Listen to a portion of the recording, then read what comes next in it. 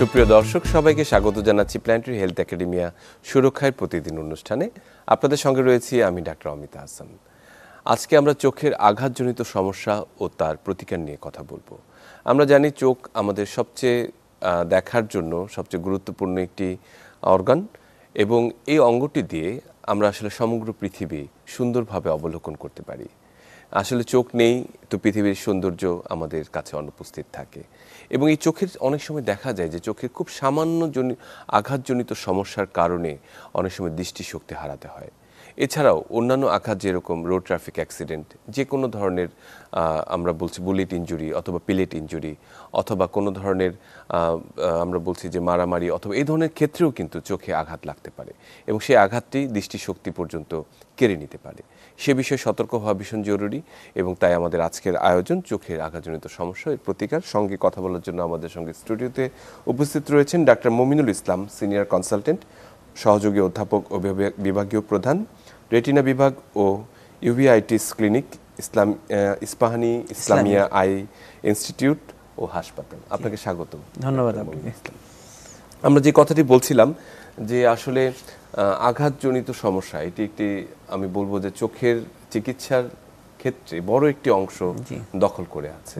আপনি একটি ভীষণ ব্যস্ত একটি হাসপাতালে কাজ করছেন, ইস্পাহানি ইসলামিয়া আই ইনস্টিটিউট হাসপাতালে। সেখানে আসলে কি ধরনের রোগী আপনার সাধারণত পেয়ে থাকেন যারা আঘাত নিয়ে আপনাদের কাছে আসেন? খুব সুন্দর প্রশ্ন।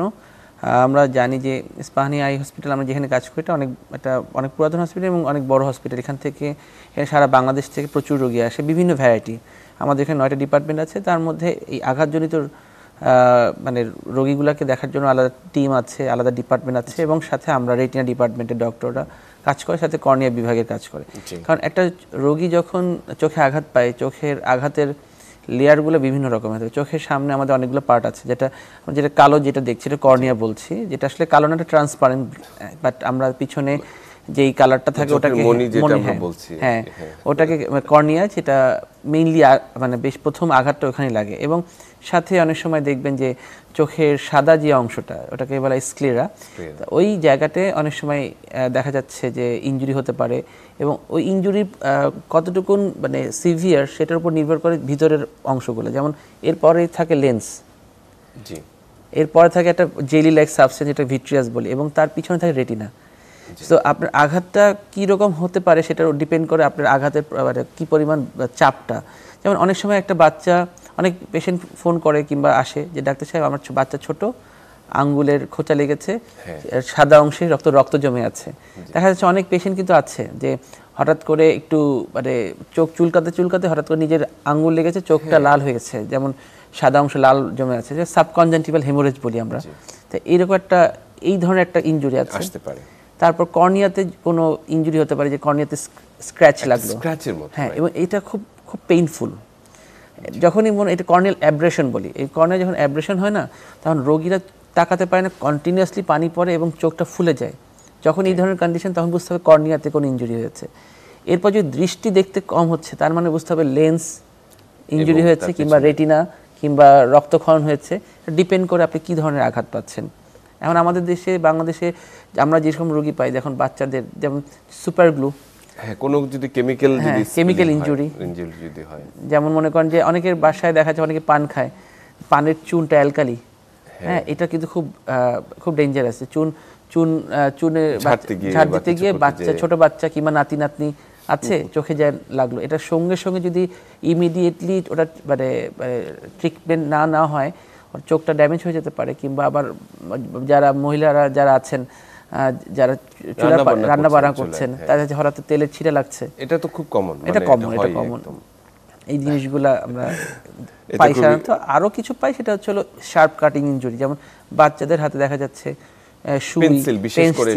স্কেল, দেখা যায় বাচ্চারা খেলতেছে স্কুলে, স্কেল দিয়ে মারামারি করতেছে, হঠাৎ করে চোখে লাগলো। কিংবা একজন আরেকজনকে মারতে গিয়ে পিছনে আরেকজন দাঁড়িয়ে ছিল, খেয়াল করেনি। আপনার ছোট মানে একজন ভাই বোন বসে লেখালেখি করতেছে, ছোট বোন লিখতেছে, হঠাৎ করে পেন্সিল উঠেছে, পিছনে হয়তো ভাই ছিল, রাইট। এবং আরেকটা বিষয় হচ্ছে যে অনেক সময় বাচ্চারা মারামারি করছে, একজনের যে নেল স্ক্র্যাচ, সেটাও কিন্তু অনেক সময়। তারপর লেজার একটি বলেছেন যে অনেক সময় লেজার দিয়ে বাচ্চারা খেলাধুলা করে। সে লেজার আসলে কিভাবে চোখকে ক্ষতিগ্রস্ত করে? লেজারটা হচ্ছে আমাদের চোখের রেটিনাকে বার্ন করে দেয়। চোখের রেটিনাতে যা হচ্ছে, আমরা যখন লেজার রশ্মিটা যায়, আপনি দেখেন এখন ফেসবুকে বিভিন্ন রকম লেজার লাইটের ভিডিও দেয়, লেজার যেখানে কাগজের মধ্যে ধরলে কাগজ কেটে যাচ্ছে। So this is very powerful, right? তা ওই লেজারগুলো যখন চোখে লাগে, রেটিনা খুব সেন্সিটিভ, ম্যাকুলা বার্ন হয়ে যায়। ম্যাকুলা একটা সেন্সিটিভ জায়গা, ওটা বার্ন হয়ে গেলে কিন্তু ইমিডিয়েট দৃষ্টি চলে যায় কিংবা ব্লিডিং হয়। আমরা অনেক পেশেন্ট পেয়েছি, বিশেষ করে দেখা যাচ্ছে রাস্তায় অনেক সময় লেজার লাইট ইউজ করা হয় বিভিন্ন জায়গায়, মানে ট্রাফিকিং করার জন্য, বাট দ্যাট টাইম তখন মানে এই ব্যাপারে একটু সতর্ক থাকা উচিত। কারণ বাচ্চারা খেলনা হিসেবেও সেটিকে কিনে তারা বিভিন্ন জায়গায় এটাকে ব্যবহার করে, সেটা আমরা দেখেছি। এটা তো আমরা দেখলাম প্রাথমিকভাবে মানে হাউসহোল্ড যে ইনজুরিগুলো রয়েছে। এর বাইরের যে ইনজুরিগুলো রয়েছে, বিশেষ করে আমরা দেখেছি যে আঘাতজনিত যে সমস্যা, মানে রোড ট্রাফিক অ্যাক্সিডেন্ট অথবা ফল ফ্রম উপর থেকে পড়ে গেছেন অথবা কিছুর সাথে ধাক্কা খেয়েছেন, অনেক সময় দেখা যাচ্ছে ক্লিন গ্লাসের মধ্যে দিয়ে যাচ্ছেন, চোখে আঘাত পেয়েছেন, এরকম আমরা দেখি। এবং একই সঙ্গে আমরা দেখেছি যে বিভিন্ন ধরনের পিলেট ইনজুরি, বিশেষ করে গানশট ইনজুরি অথবা যেগুলো অনেক সময় যে এবার আপনারা যে এনকাউন্টার করেছেন যে সমস্যাগুলো সবচেয়ে বেশি, সেক্ষেত্রে আসলে চোখের দৃষ্টি হারানোর সম্ভাবনা কতটুকু? জি, এটা ভালো প্রশ্ন। আমরা প্রচুর পেশেন্ট পাই, দেখা যাচ্ছে রোড ট্রাফিক অ্যাক্সিডেন্টে কাচের টুকরা চোখের ভিতরে গেছে। কাচের টুকরা যখন চোখের ভিতর যায় তখন রেটিনা ইনজুরি হয়, রেটিনা ছিঁড়ে যায়, রক্তক্ষরণ হয়। এই ক্ষেত্রে তখন আমরা রেটিনা সার্জারি করি। আমাদের মেইন উদ্দেশ্য থাকে যেমন পিলেট ইনজুরি, বন্দুকের গুলি, অনেক পেশেন্ট পেয়েছি আমরা। বেশিরভাগ পেশেন্টের পিলেট ইনজুরি যেটা, সেটা অপারেশন করে বের করতে পেরেছি। কিছু পেশেন্টের চোখের পিছনে চলে গেছে, সেগুলাকে আমরা হয়তো বা বের করতে পারিনি। বাট এইসব পিলেট যেহেতু এটা হচ্ছে হলো মানে আমাদের চোখের ভিতরে কোনো কেমিক্যাল ক্রিয়েট করবে না, হ্যাঁ, এটা iron particle, not iron particle, lathe কিংবা সীসা দিয়ে যেটা চোখের ভিতরে যেটা, এটা কোনো ক্ষতি করে না। যদি চোখের ভিতরে থাকে আমরা বের করে ফেলতে পারি। যদি চোখের পিছনে চলে যায় ওখানে আমরা হাত দিই না, বিকজ যদি করতে যাই তাহলে চোখটা একদম সাডেনলি কলাপস হয়ে যেতে পারে। কিছু কিছু জায়গায় ভিট্রিয়াস হেমারেজ হয়, রক্তক্ষরণ হয়, সেগুলো রক্তকণা পরিষ্কার করে আমরা ভিতরে একটা মেডিসিন দিয়ে রাখি। আমাদের এই ধরনের ক্ষেত্রে মানে আমরা বেশিরভাগ যেটা ফেস করেছি যে রোগীদের অনেকেরই কমপ্লেন ছিল যে ডাক্তার সাহেব আমরা অপারেশন তো কোনো আমি তো দেখছি না, আমি কি দেখবো কিনা। তা আপনি একটা জিনিস যদি ভাই খেয়াল করেন যে আমাদের শরীরে কোনো বুলেট ঢুকলে আমরা কিন্তু বেশিরভাগ ক্ষেত্রেই মানুষ মারা যায়, হ্যাঁ, কিন্তু চোখের ভিতরে সেটা আরও sensitive, small piece of organ একটা, সেখানে কিন্তু একটা পিলেট যখন চোখে যাচ্ছে তা চোখটা বেশিরভাগ ক্ষেত্রেই মানে মরে যাওয়ার কথা। বাট ইন দ্যাট সেন্স আমরা আল্লাহর অশেষ রহমত এবং আমাদের চিকিৎসা বিজ্ঞানে এত উন্নতি হয়েছে যে আমরা বাংলাদেশে এটা মানে খুব সফলতার সাথে চিকিৎসা করে রক্তগুলো ক্ষরণ পরিষ্কার করছি, প্লেট বের করতে পারছি, রেটিনাকে সেটেল ডাউন করতে পারছি। বেশিরভাগ ক্ষেত্রে চোখটাকে যেন মানে মরে না যায়, চোখটা যাই দৃষ্টি কিছু অবশ্যই কমে যাবে, কিন্তু যেটা চলে যায় সেটা আমরা কখনো আনতে পারি না, বিকজ দিস ইজ লাইক জীবনের মতন। আমাদের যখন কেউ মারা যায় সেটা আমরা যেমন তাকে জান দিতে পারি না, জীবন দিতে পারি না, ঠিক চোখের দৃষ্টি যখন চলে যায় ওটা দৃষ্টি আমরা ফেরত আনাটা হচ্ছে হলো ডিপেন্ড করে চোখের রেটিনার কোষগুলোর উপরে, এবং তার সাথে যে চোখ থেকে ব্রেনে যে অপটিক নার্ভ থাকে ওটাও ড্যামেজ হয়, যেটা অপটিক নার্ভ অ্যাভালশন বলি কিংবা অপটিক নার্ভ নিউরোপ্যাথি বলি, না নিউরোপ্যাথি ডেভেলপ করেছে। ইন দ্য অ্যান্সার আমরা রোগীদেরকে কাউন্সিলিং করি যে দেখেন ভাই আপনার চোখটাকে আপনার চোখের জায়গায় আপনার অ্যানাটমিক্যালি রেখে দিব, স্ট্রাকচার যেন ড্যামেজ না হয়, চোখ যেন সারা জীবন সুন্দর লাগে দেখে, আপনি হাত দিলে যদি যে চোখটা অনুভব করতে পারেন, হ্যাঁ আপনি ওই চোখের মতন 6/6 হয়তো দেখতে পারবেন না, কিন্তু 1 ফিট 2 ফিট দেখতে পারেন আস্তে আস্তে। আর বেশিরভাগ ক্ষেত্রে কিন্তু এই অপারেশন করার পরে দিন দেখে না, দেখা যাচ্ছে লং টার্ম ইফেক্ট, ভিতরে তেল দেওয়া থাকে, তেলটা বের করার পর 6 মাস পরেই ভালো দেখছে, কিংবা 1-2 মাস পর চোখ অ্যাডজাস্ট হচ্ছে, তখন আস্তে আস্তে করে ভীষণ আসছে। বাট বেশিরভাগ ক্ষেত্রে চোখটাকে সেভ করাটা আমাদের বেশি জরুরি, কারণ চোখ আসলে আমাদের বাহ্যিক সৌন্দর্যেরই একটি অংশ। দেখা যাচ্ছে চোখ যদি এটা আমরা অপারেশন না করি কি হতে পারে, চোখটা আস্তে আস্তে থাইসিক্যাল মানে চোখটা সফট হয়ে যেতে পারে, সফট হয়ে চোখটা আস্তে আস্তে চোখের অক্ষিকোটরের ভিতরে ঢুকে যেতে পারে, চোখটা হারায় যেতে পারে। আপনি চোখ দেখবেন যেমন চোখে হাত দিলে কিছু পাচ্ছেন না, দুইটা সামঞ্জস্য, দেখতেও খারাপ লাগে, কসমেটিক পারপাস, তো তখন কিন্তু ওই রোগী অটোমেটিকলি ডিপ্রেশনে চলে যায়। কিন্তু সে যখন দেখবে যে আমার চোখের জায়গায় আছে, চোখে দেখছে না, 6 মাস 1 বছর পর সে ভুলে যাবে যে আমি এক চোখ দিয়ে দেখছি, তখন কিন্তু বারবার আয়নার সামনে যখন দাঁড়াবে যে চোখ নাই, তখন তার কাছে সেটা বড় ধরনের একটা ট্রমা থেকে মেন্টাল ট্রমা বাঁচাতে পারে। আমরা যদি একেবারে প্রাথমিক পর্যায়ে আসি, বিশেষ করে হাউসহোল্ড ইনজুরি যেগুলো কথা আমরা শুরু করলাম, যে ছোট ছোট বাচ্চাদের ক্ষেত্রে সবচেয়ে বেশি হয়, বড়রা একটু হয়তো সতর্ক থাকে, সেই ক্ষেত্রে আসলে কেমিক্যাল ইনজুরির ক্ষেত্রে আগে বলি শুনি যে কি করণীয় আছে যদি চোখের ভিতরে কিছু যায়। ইভেন আমি এটাও যোগ করতে চাই, যারা নাকি বিভিন্ন ল্যাবে কাজ করেন, বিশেষ করে সেখানে অনেক সময় একটা থাকে আই ওয়াশ বা শাওয়ার থাকে, যেটা ইমিডিয়েট কেমিক্যাল ল্যাবে যারা কাজ করে, ওখানে আসলে আমরা বলি যে বাসার ক্ষেত্রে কি করণীয় আছে? ল্যাবেরটা হচ্ছে গগলস ইউজ করাটা সবচেয়ে বেস্ট। যেমন যারা ওয়েল্ডিং করে তাদেরকে বলি আমি গগলস ইউজ করে প্রোটেক্টিভ, কারণ ওখান থেকে যখন স্পার্ক করে তখন চোখের কর্নিয়াতে ফরেন বডি থাকে, কর্নিয়া ড্যামেজ হতে পারে। আর হাউসহোল্ড যেটা প্রথমে যদি বলি যে চুন মানে যখনই যাবে মানে বারবার ট্যাপ ওয়াটার কিংবা পরিষ্কার পানিতে বারবার ধুতে হবে, কি এবং বুঝতে হবে যে এমনভাবে ধুতে হবে যেন চুনের কোনো একটা দানাও যেন চোখের ভিতরে না থাকে, কন্টিনিউয়াসলি বেশ কিছুক্ষণ ধরে দিতে হবে। এরপরে যদি পারে সঙ্গে সঙ্গে তখন কোন চোখের নিকটবর্তী চোখের ডাক্তারকে দেখাবে। সে যদি মনে করে কোনো অ্যান্টিবায়োটিক ড্রপ লাগে তাহলে দিবে, অথবা যদি স্টেরয়েড জাতীয় ড্রপ লাগে দে উইল প্রেসক্রাইব। কারণ অনেক সময় কেমিক্যাল ইনজুরিতে একটা রিয়াকশন হয়, একটা ইনফ্লামেশন হয়। ইনফ্লামেশন শুধুমাত্র অ্যান্টিবায়োটিক দিয়ে কভার হয় না, তখন আমাদের কিছু স্টেরয়েড ড্রপ দিতে হয়, সেটা ডাক্তারের পরামর্শ ছাড়া নেওয়া একদমই ঠিক না। 2 নম্বর যদি মনে করেন যে সুপার গ্লু, এটা হচ্ছিল আমরা এটা পানি দিয়ে আসলে ভাই কাজ করা যায় না। যেটা করতে হয় যে আমরা অনেক সময় যেটা করি যে বাসায় যদি চোখের কোনো মলম থাকে, যেমন কোনো অ্যান্টিবায়োটিক মলম দিয়ে সঙ্গে সঙ্গে মলমটা চোখের ওখানে দিয়ে দিতে বলি। মলমটা হচ্ছে লুব্রিকেন্ট হিসেবে কাজ করে। মলম যখন বারবার চোখে দিবে তখন চোখটা যদি একটু ম্যাসেজ করে মলম দিয়ে, তখন আস্তে আস্তে এই গ্লুগুলা ওটার অ্যাডিসিভনেসটা আস্তে আস্তে দুর্বল হয়ে যাবে। তারপর আস্তে আস্তে কিছুক্ষণ পরে খুলতে হবে। কিছু কিছু ক্ষেত্রে বেশি পরিমাণ গেলে অনেক সময় আইল্যাশগুলোও কেটে ফেলতে হয়। পরে আইল্যাশ তো আবার পাপড়িগুলো আবার নতুন করে গ্রো করে, এবং এরপরে যদি চোখটা খুলে ফেলে এরপর চোখটাকে ওয়াশ করতে হয়।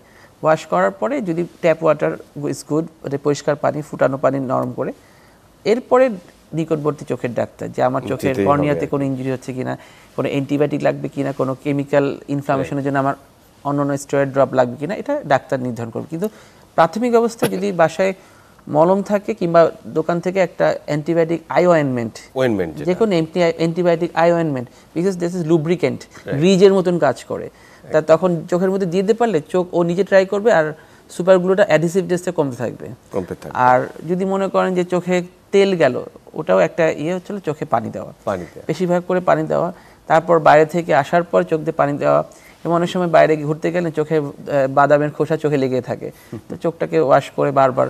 অনেক সময় দেখা যায় ছোট ছোট পোকা বা কিছু জিনিস অনেক সময় ঢুকে যায় চোখের ভিতরে, তখন খুব ইচিং হয়, তখন সেক্ষেত্রে আসলে অনেকেই মানে কি করা উচিত? ওটা আসলে সত্যি কথা বলতে চোখে যখন পোকা যাবে, এটা চোখে পোকা থেকে কিছু টক্সিন রিলিজ হয়, কিন্তু তো ওই টক্সিন কিন্তু চোখের ভিতরে একটা ভালো ইনফ্লামেশন ক্রিয়েট করে, মানে চোখের ভিতরে চোখ ফুলে যায়, পাপড়িটা পাতা ফুলে যায়, ইচিং হয়।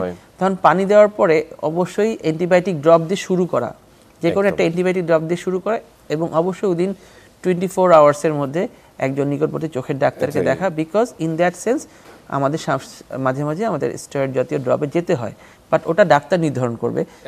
কারণ হচ্ছিল ওই ড্রপ যদি মানে স্টেরয়েড ড্রপ যদি ডাক্তারের পরামর্শ ছাড়া দেয়, চোখে গ্লুকোমা এবং চোখে ছানি পড়তে পারে। এটি আমি আরেকটি বিষয় বলতে চাই, অনেক সময় যে এই যে স্ক্র্যাচগুলো হয়, যেমন ধরেন যে বললেন ছোট ছোট আঘাত যেগুলো, নেইল স্ক্র্যাচ অথবা পেন্সিল অথবা কোনো জঙ্গলের বা গাছের মধ্যে যাচ্ছে কোনো একটা ডাল হঠাৎ করে এসে চোখের মধ্যে লাগে, এবং প্রাইমারিলি আমরা যেটা মনে করি যে কিছু দেখা যাচ্ছে না, মানে বোঝা যায় না, একটু লাল হয়ে আছে, একটু ইচিং হচ্ছে, কিন্তু দেখা যায় কিছু ঘন্টা পর সেটা খারাপের দিকে দেখে। তো এই যে এই প্রাথমিক এই যে আঘাতগুলো, এগুলোকে আসলে কতখানি গুরুত্বের সাথে দেখা উচিত এবং কি করা উচিত? অনেক, কারণ হলো যে আমি যদি আরো একটু ইয়েতে যাই, গ্রাউন্ড লেভেলে যাই, আপনারা যারা দেখেন কৃষকরা ধান মারাই করে, ধানের যেই বাড়িটা খায়, this is vegetative materials, this is মানে এটা করে হচ্ছিল ফাঙ্গাল কর্নিয়াল আলসার করে ফেলে।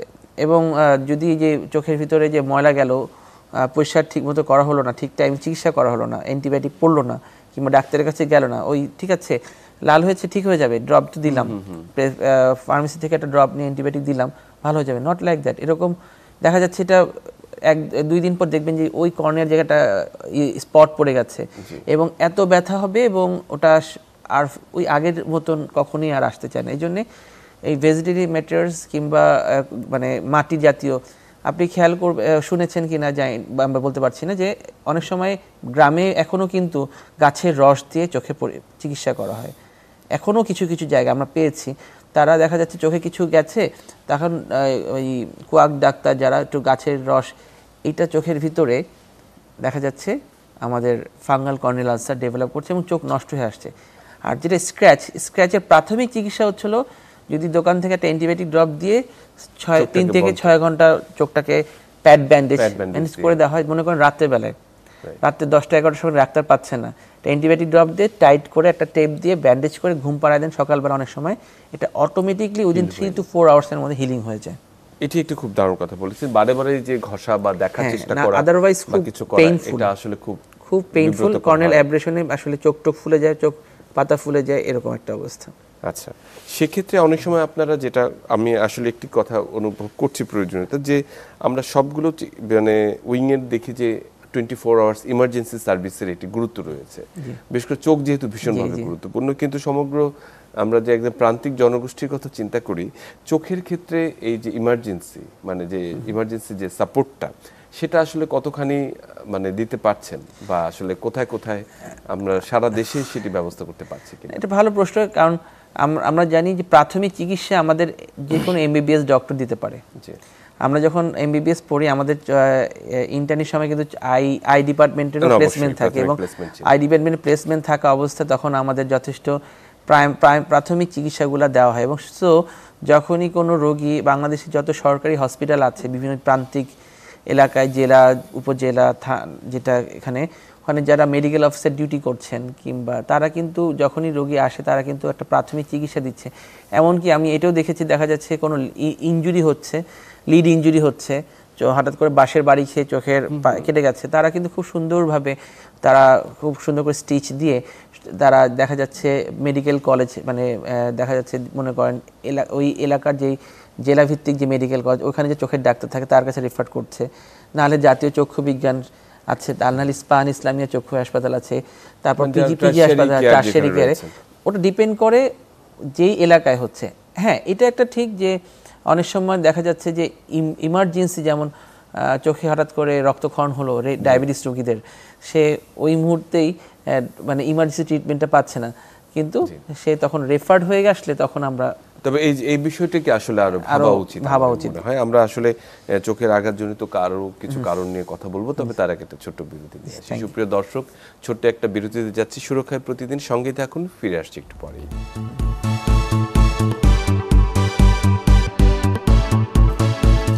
সবাইকে আরেকবার স্বাগত জানাচ্ছি সুরক্ষার প্রতিদিন অনুষ্ঠানে। আপনাদের সঙ্গে রয়েছি আমি ডাক্তার অমিত আহসান। আমরা কথা বলছিলাম চোখের আঘাতজনিত সমস্যা ও এর প্রতিকার নিয়ে। আমাদের সঙ্গে রয়েছেন ডাক্তার মমিনুল ইসলাম, সহযোগী অধ্যাপক ও বিভাগীয় প্রধান, রেটিনা বিভাগ, ইসমানী ইসলামিয়া আই ইনস্টিটিউট ও হাসপাতাল। আমরা যে প্রসঙ্গটিতে ছিলাম যে জরুরি চিকিৎসা ব্যবস্থা, বিশেষ করে চোখের এই জায়গাটিতে আসলে আমরা আসলে পিছিয়ে আছি, বিশেষ করে প্রান্তিক জনগোষ্ঠী বা শহর থেকে একটু বাইরে হলেই কিন্তু এই জায়গাটিতে প্রতি সকালের জন্য অপেক্ষা করতে হয়। তো সেই জায়গাটিতে নিশ্চয়ই আসলে আমাদের ভবিষ্যৎ কিছু সংস্কার বা পরিকল্পনা থাকা উচিত। এটা ঠিক, এটা ভালো বলেছেন, কিন্তু আমাদের যে দেশে যেটা প্রবলেম হচ্ছে হলো যে আমরা যেটা কাজ করছি যে প্রাথমিক চিকিৎসাগুলো দেওয়ার মতন মানে যেই কন্ডিশনগুলো সেটা আমাদের এমবিবিএস যে ডাক্তার থাকে তারা দিচ্ছেন, কিন্তু কোনো ইনজুরি কেসগুলো যেটা হয় চোখে কোনো ইনজুরি মনে করেন কোনো বাঁশের বাড়ি কিংবা কোনো সুই কিংবা কিছু চোখে ব্যথা পেলো, গুঁতা পেলো এবং চোখের কিছু কেটে গেল, তো এইসব ক্ষেত্রে যে সার্জারিগুলো বেশিরভাগ কিন্তু আমরা লোকাল অ্যানেস্থেসিয়া দিয়ে করতে পারি না, বিকজ চোখে যখন আমরা ইঞ্জেকশন দিই, চোখে কিন্তু ইঞ্জেকশনটা যখন চোখের পিছনে যেতে থাকে চোখের মধ্যে একটা প্রেশার ক্রিয়েট করে, তখন চোখের ভিতরে কন্টেন্ট ওই যেখানে কেটে গেছে সেখান থেকে আউটব্লাস্ট হতে পারে, তখন চোখের কন্টেন্টগুলো বের হয়ে যায়। কিন্তু বেশিরভাগ ক্ষেত্রে আমরা ইনজুরি কেসগুলো আমাদের জেনারেল অ্যানেস্থেসিয়া দিয়ে সম্পূর্ণ অজ্ঞান করে করতে হয়।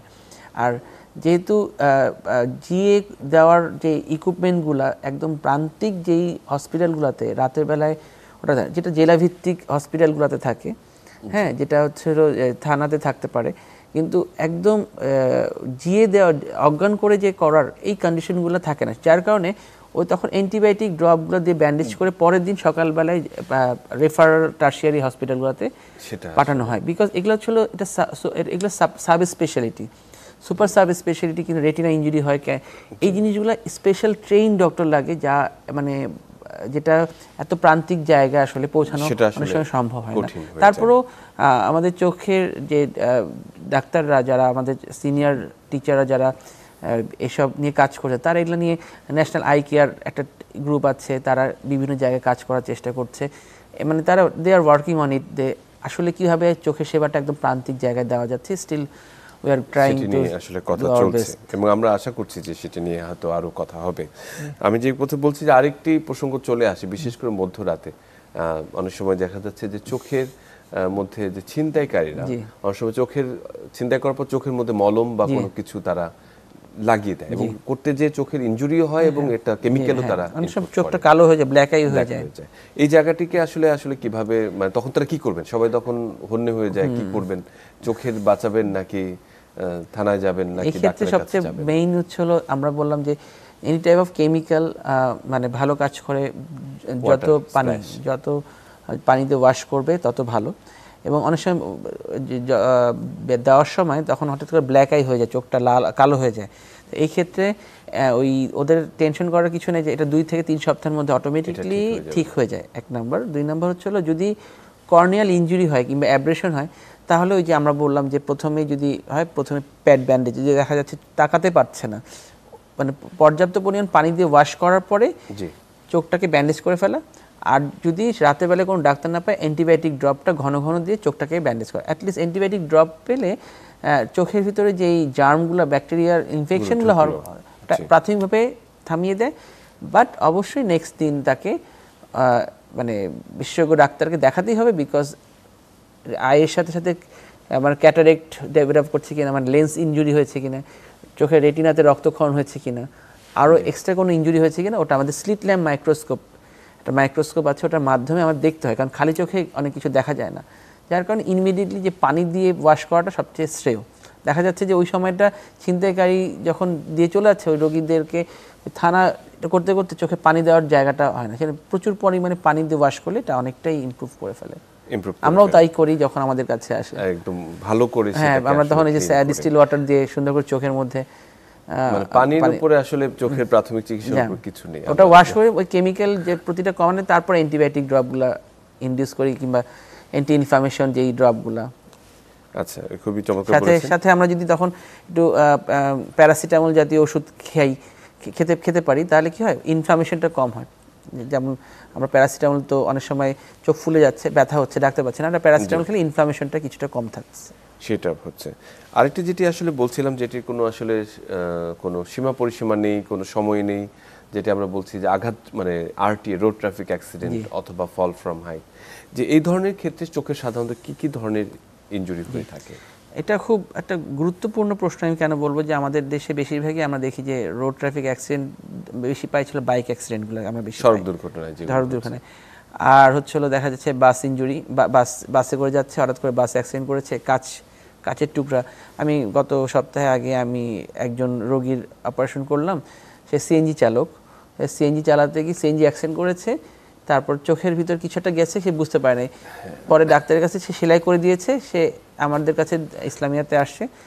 আমি অপারেশন করতে ভিতরে ঢুকে প্রচুর রক্ত, অপারেশন করছি, পরিষ্কার করতে করতে হঠাৎ করে আমার চোখে রিফ্লেকশন লাগছে।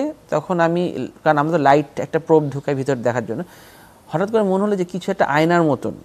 পরে দেখলাম যে প্রায় মানে বেশ বড়, মিনিমাম 15-16 মিলিমিটারের মতন কাচের টুকরা চোখের ভিতরে ঢুকে আছে। তা আমরা আমাদের টিম, আমি সহ, আমরা অপারেশন করে আলহামদুলিল্লাহ সফলতার সাথে বের করেছি, চোখটাকে আমরা সেভ করতে পেরেছি।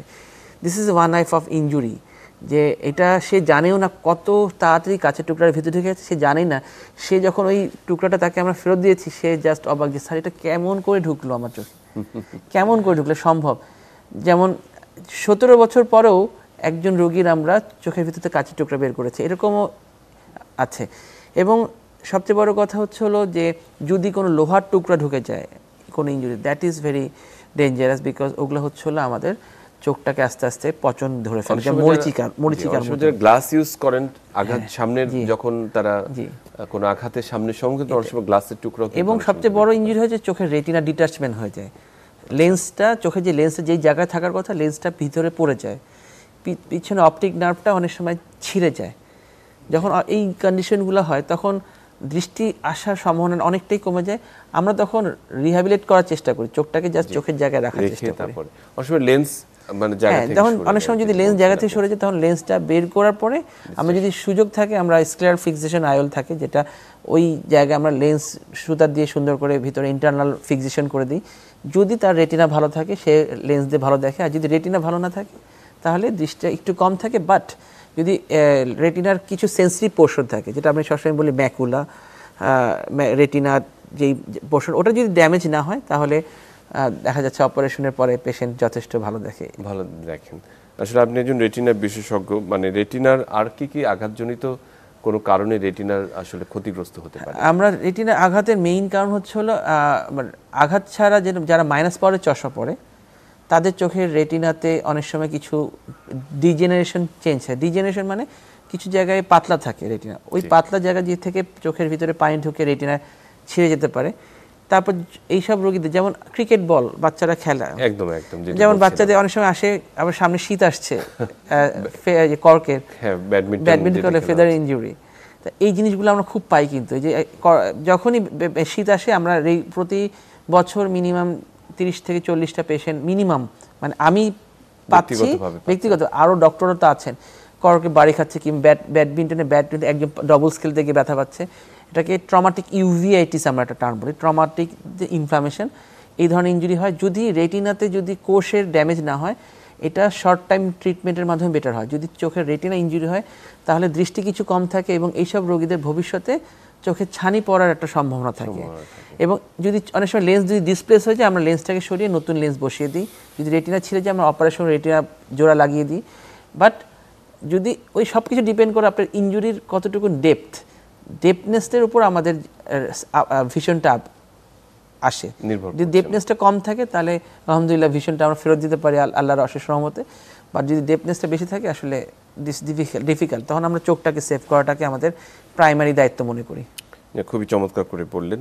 আমরা আসলে সম্প্রতি দেখেছি কিছু ভাইরাল কিছু ফিভারও হচ্ছে এবং এরপরেও দেখা যাচ্ছে অনেক সময় রেটিনার কিছু সমস্যা তৈরি হচ্ছে, যেটা আপনি বলছেন ভাইরাল রেটিনা, মানে কিছু লাল হয়ে যায়।